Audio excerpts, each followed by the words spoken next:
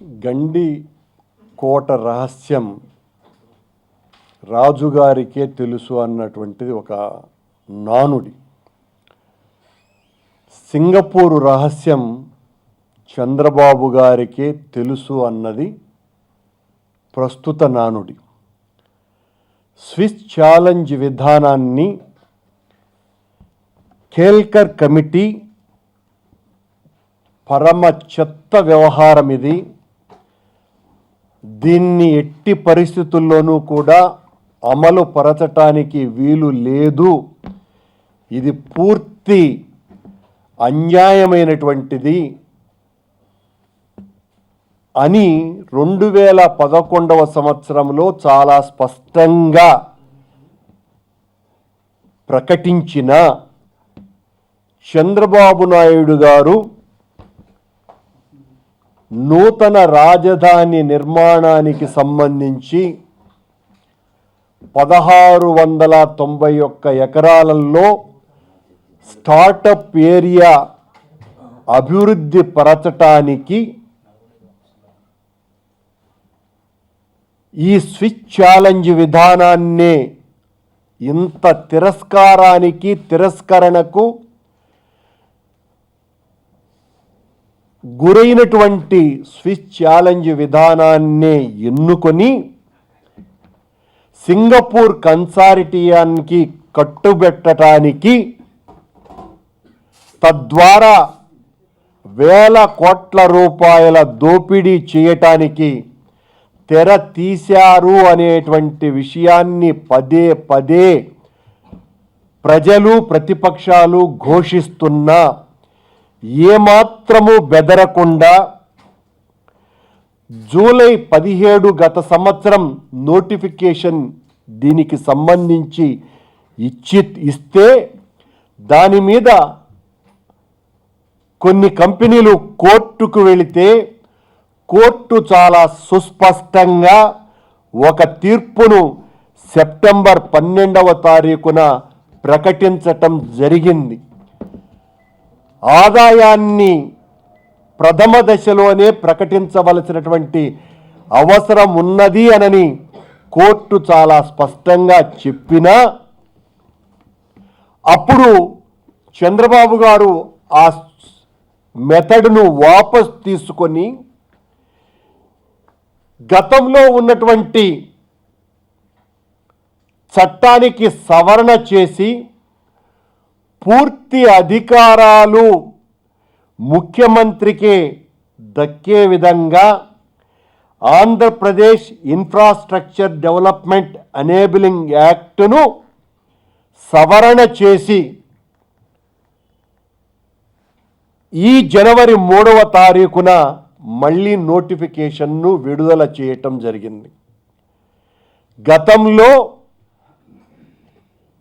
తొలుత వేసినటువంటి వాళ్ళు తాము ఎంతకు బిడ్ చేస్తున్నామో తెలపవలసినటువంటి అవసరాన్ని ప్రాథమిక దశలోనే తెలపవలసిన అవసరం ఉంది అని హైకోర్టు ఆక్షేపణ చేస్తే ఈ రోజున చంద్రబాబు గారు సవరణ చేసి మళ్ళీ ఆ సింగపూర్ కన్సార్టియంకే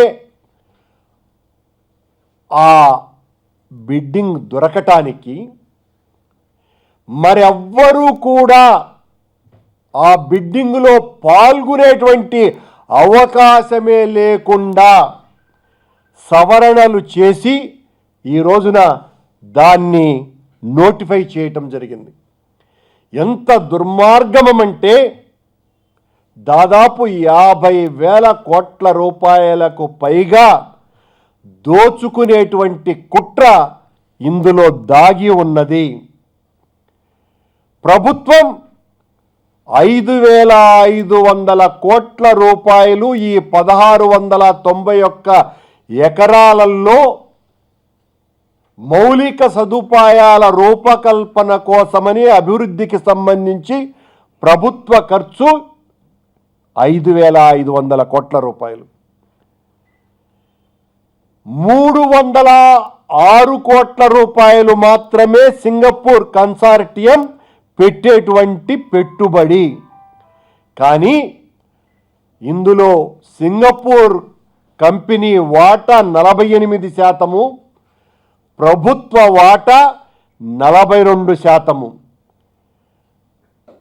ఆ కమిటీకి సంబంధించినటువంటి డైరెక్టర్లలో అత్యధిక శాతం సింగపూర్ కంపెనీకి సంబంధించినటువంటి వాళ్ళు, ప్రభుత్వ సిఆర్డిఏకి సంబంధించినటువంటి వాళ్ళు తక్కువ మంది.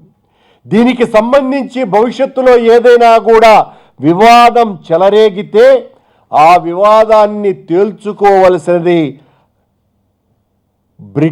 బ్రిటన్ దేశంలోనే తప్ప భారతదేశంలో కాదు అని చాలా సుస్పష్టంగా ఒక అంగీకారానికి వచ్చింది ప్రభుత్వం.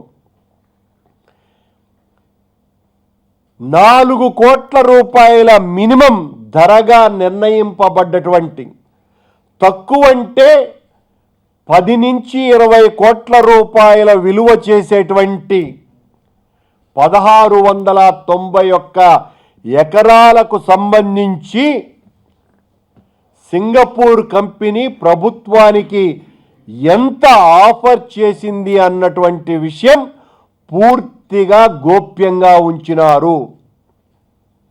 బిడ్డింగ్కు ఇంతకు పూర్వం ఎవరైతే హైకోర్టుకు వెళ్ళినారో వాళ్లకు అసలు అర్హత స్థాయినే లేకుండా చేసి, ప్రపంచంలో మరెవ్వరికీ కూడా అర్హతలు లేకుండా కేవలం సింగపూర్ కంపెనీకి మాత్రమే అర్హతలు ఉండే విధంగా చేసుకొని ఇప్పుడు జనవరి 3వ తారీఖున ఈ టెండర్ నోటిఫికేషన్ను విడుదల చేశారు అనంటే చంద్రబాబు గారి బరి తెగింపు ఓ పరాకాష్ఠకు చేరింది. ఆయనకు ఎవరైనా కూడా లెక్కలేదు. ఇది ఓ 25 సంవత్సరాల నిరంతర దోపిడీకి ఈ 1691 ఎకరాల వ్యవహారాన్ని ఆయన నడుపుతున్నాడు. స్విచ్ ఛాలెంజ్ విధానం అన్నదే చాలా తప్పు అని ప్రకటిస్తే కూడా హైకోర్టు అక్షింతలు వేసి మొట్టికాయలు వేసినా కూడా మళ్ళీ అదే సింగపూర్ కంపెనీకే కట్టుబెట్టడానికి, వేరే ఎవ్వరికీ కూడా దానితో పోటీ పడటానికి కూడా అర్హతలు లేకుండా చేసి ఆ సింగపూర్ ఆ స్విచ్ ఛాలెంజ్ విధానంలో ఎవరైనా మొదట వాళ్ళ ప్రతిపాదనలతో రావాలా అన్నటువంటిది దాని ప్రాథమిక లక్షణం.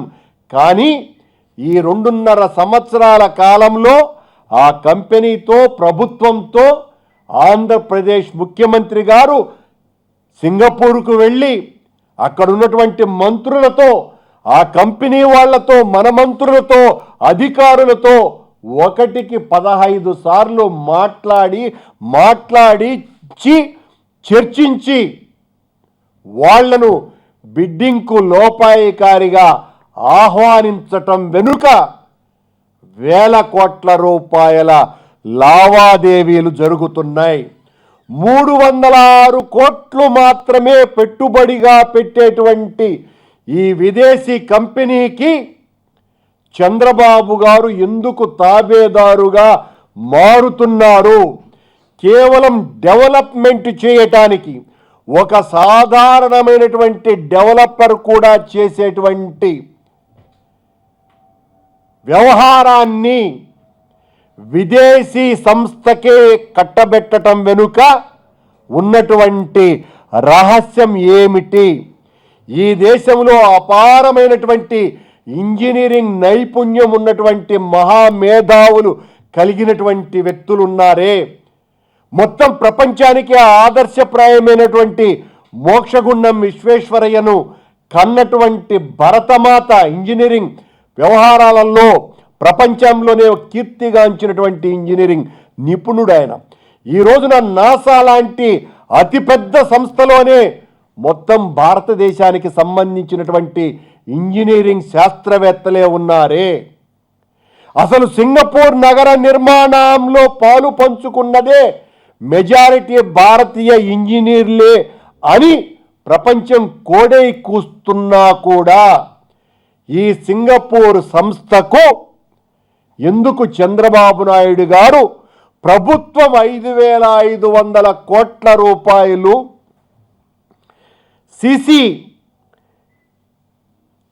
డిఎంఎల్ వాళ్ళు 221 కోట్ల రూపాయలు అదనంగా దాదాపు 5,700 కోట్ల రూపాయలు ప్రభుత్వం వైపు నుంచి ఖర్చు చేసి కేవలం 306 కోట్ల రూపాయలు ఖర్చు చేస్తున్నటువంటి వాళ్లకు 48% వాటా ఎందుకు ఇస్తున్నారు?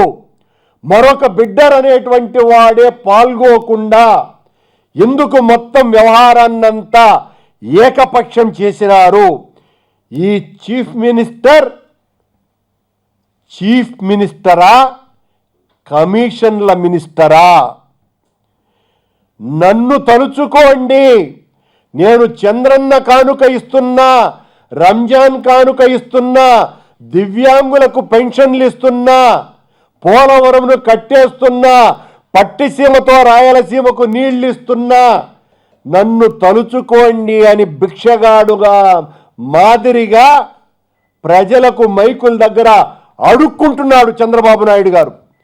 అంటే ఈయన చేసేటువంటివి ప్రజాహిత కార్యక్రమాలు కాదని, ఈయన చేసేటువంటి ప్రతి కార్యక్రమం వెనుక అది పట్టిసీమైనా, పోలవరమైనా, ఏ నీటిదల పారుదల ప్రాజెక్ట్ అయినా, పురుషోత్తం ప్రాజెక్ట్ అయినా, ఏదైనా, అది అమరావతి నిర్మాణమైనా, ఎక్కడైనా చంద్రబాబు గారు కమిషన్ల కోసమనే, దోపిడీ కోసమనే, వంచటానికే పనులు చేస్తారు కనుక ఆ అభిప్రాయం ప్రజల్లో ఉన్నది కనుకనే నన్ను తలుచుకోండి మొర్రోనని భిక్షమెత్తుకునేటువంటి స్థితిలో మాట్లాడుతున్నారు చంద్రబాబు నాయుడు గారు. అసలు ఎంత వస్తుంది ఈ 1,691 ఎకరాలను అభివృద్ధి చేస్తే ఎన్ని రూపాయలు వస్తాయి అన్నటువంటి విషయం చంద్రబాబుకు, లోకేష్ బాబుకు తప్ప ఇంకెవ్వరికీ తెలియనంత రహస్యం ఎందుకు? ఏ చిన్న పని చేసినా దానికి ఇంత పెట్టుబడి పెడతాం, ఇంత పెట్టుబడి పెడితే ఇంత ప్రభుత్వానికి ఆదాయం వస్తుంది అన్నటువంటి మినిమం సమాచారం ఉంటుంది ఎవరి దగ్గరైనా. కానీ ఇదంతా ఎందుకు రహస్యంగా చంద్రబాబు గారు దాస్తున్నారో ప్రజలు తెలుసుకోవాలనేటువంటి కుతూహలం ఉన్నది. ఈ 1,691 ఎకరాలు 6.8 కిలోమీటర్ల విస్తీర్ణంలో రాజధాని నిర్మాణానికి సంబంధించినటువంటి మొదటి దశ. అందులో ఏ రకమైనటువంటి నిర్మాణాలు జరుగుతాయో ఇంతవరకు చంద్రబాబు గారు ఎవ్వరికీ చెప్పల. కేవలం అది ల్యాండ్ డెవలప్మెంట్ మాత్రమే అన్నటువంటి విషయం మాత్రమే బయటికి వచ్చింది. అక్కడ ఏ రకమైనటువంటి స్ట్రక్చర్లు నిర్మిస్తారో కూడా ఇంతవరకు ఏమీ తెలియదు. అవి నివాస యోగ్యాలు అయినటువంటి ప్రాంతమో లేకపోతే ప్రభుత్వ కార్యకలాపాలు నడిపేటువంటి యంత్రాంగానికి సంబంధించినటువంటి నిర్మాణాలు కూడా ఏమీ తెలియదు. కానీ దాదాపు 1,700 ఎకరాలకు 5,700 కోట్ల రూపాయలు ప్రభుత్వం ఖర్చు చేస్తూ 306 కోట్ల రూపాయల పెట్టుబడి పెట్టి మరెవ్వరిని పోటీకి అనర్హులుగా చేసే విధంగా చట్టాన్నే మార్చివేసి 50,000 కోట్ల రూపాయల కంటే విలువ చేసేటువంటి ఈ పొలం వెనుక ఉన్నటువంటి దోపిడీని ప్రజలు తెలుసుకోవాలన్నటువంటి కుతూహలానికి సమాధానం చంద్రబాబు గారు చెప్పవలసినటువంటి అవసరం ఉన్నది.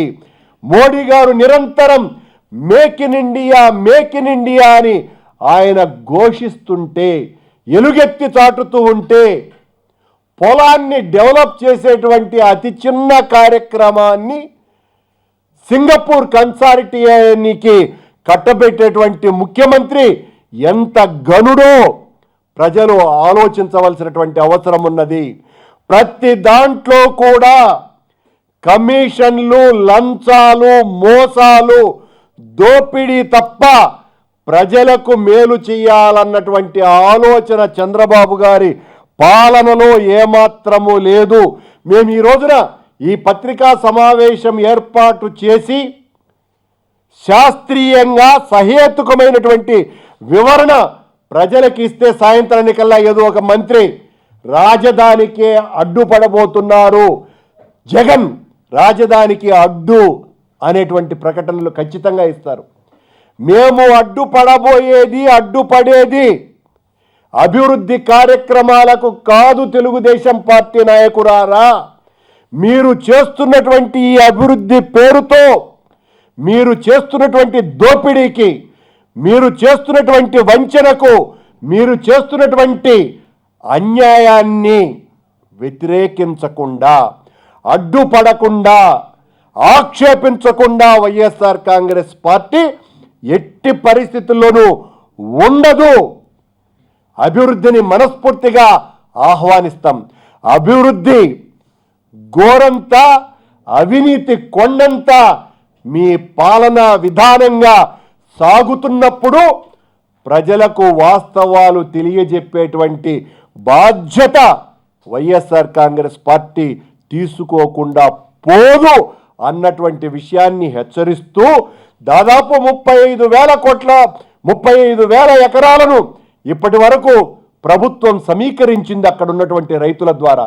కేవలం 1691 ఎకరాలలోనే ఇంత పెద్ద ఎత్తున దోపిడీకి తెర తీశారు అంటే ఆ మొత్తం 35,000 ఎకరాలలో ఎన్ని లక్షల కోట్ల రూపాయల అవినీతి చేయటానికి చంద్రబాబు గారు సిద్ధంగా ఉన్నారో తెలుసుకోవాల్సినటువంటి అవసరం ప్రజలకున్నది. పోరాడవలసినటువంటి బాధ్యత ప్రతిపక్షంగా మాకున్నది అని తెలియజేస్తున్నాం.